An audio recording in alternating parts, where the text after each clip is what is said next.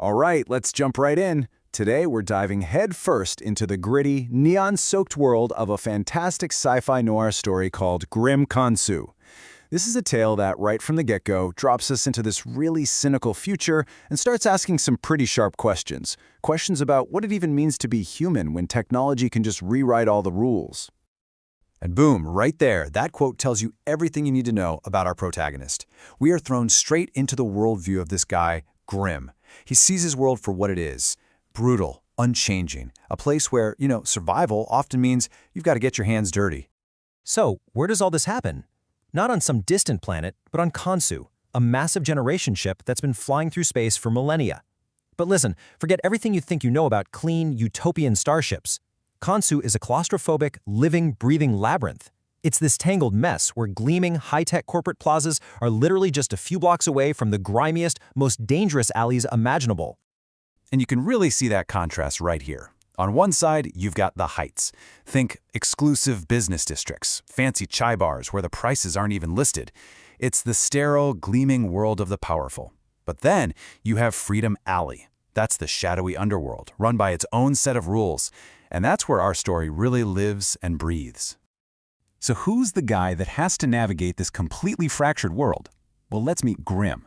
And like it says here, he's not a cop. He is definitely not a hero. He'd be the first person to tell you that. He's something else entirely. He's an investigative consultant. So what does that actually mean? Well, it means he operates in the gray areas, right? The places where the official law enforcement, the hounds as they're called, they either can't go or more often than not, they just won't. So when the system fails you and you need someone who understands this ship down to its deepest, darkest levels, Grim's the person you hire. So, what do his clients think of him? Well, they certainly don't hold back. Aveline Perron, a woman from the absolute highest levels of Khonsu society, she makes her opinion pretty clear. But don't worry, Grim's response is just as sharp.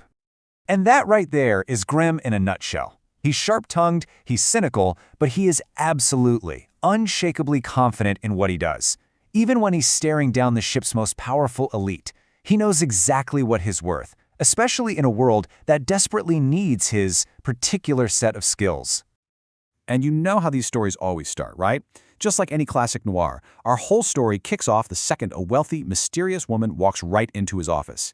And she brings with her this bad smell of trouble, and a request that sounds deceptively simple.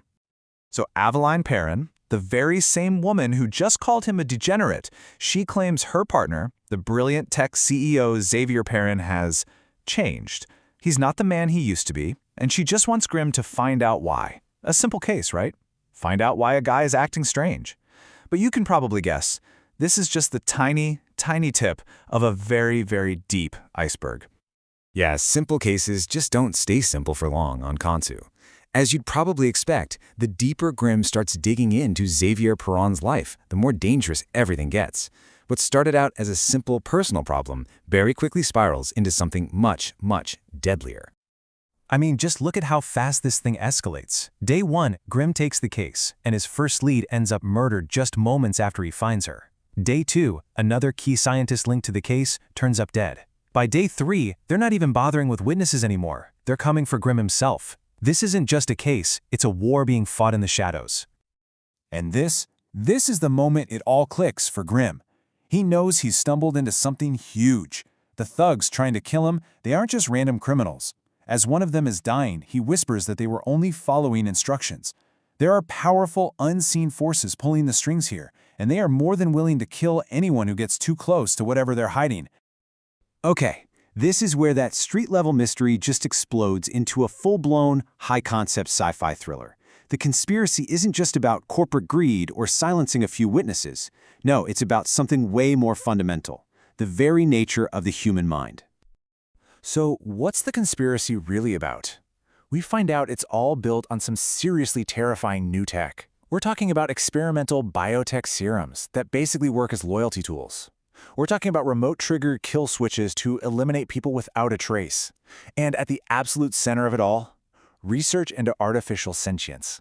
They're not just breaking the law, they are blurring the line between human and machine in the most dangerous way you can possibly imagine. And the crazy part? The man at the heart of it all, Xavier Perron, he talks like a true visionary. He talks about the sanctity of the human mind, that special spark that separates us from machines, all while he's being accused of twisting and perverting it for his own dark purposes. And it all comes crashing down to this one terrifying realization. Grim finally understands that the change Evelyn saw in Xavier wasn't just a change of heart, it was a fundamental change of self. He accuses Xavier of being controlled by an infection, a new artificial consciousness that's taken root inside him, pulling his strings like a puppet. And that's the central chilling question the story just leaves hanging in the air. It's not just a plot twist, it's a mirror held up to our own anxieties about AI and biotech and where we're going to draw the line. It goes so far beyond a simple whodunit and dives right into the definition of identity, of free will, and of humanity itself. Because when the lines get that blurry, finding the truth, well, that's only the beginning.